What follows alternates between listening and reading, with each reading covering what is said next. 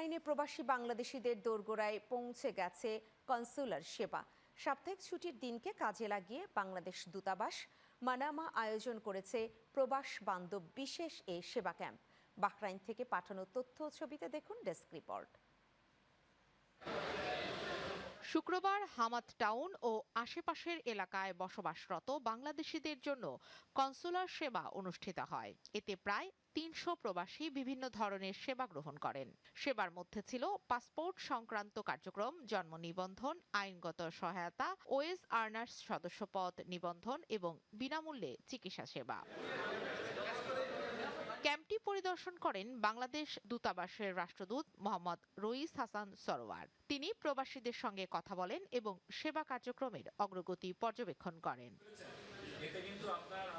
সেবা নিতে আসা প্রবাসীরা দূতাবাসের এই উদ্যোগকে সময়োপযোগী ও অত্যন্ত উপকারী বলে উল্লেখ করেন। একসাথে নানা সেবা পাওয়ায় তারা সন্তোষ প্রকাশ করেন এবং ভবিষ্যতে আরও বেশি এলাকায় এমন ক্যাম্প আয়োজনের দাবি জানান। বিশেষ করে বিনামূল্যে চিকিৎসা সেবা পেয়ে অনেকেই কৃতজ্ঞতা প্রকাশ করেন। ক্যাম্পে দূতাবাসের ঊর্ধ্বতন কর্মকর্তা সহ সংশ্লিষ্ট কর্মচারীরাও উপস্থিত ছিলেন।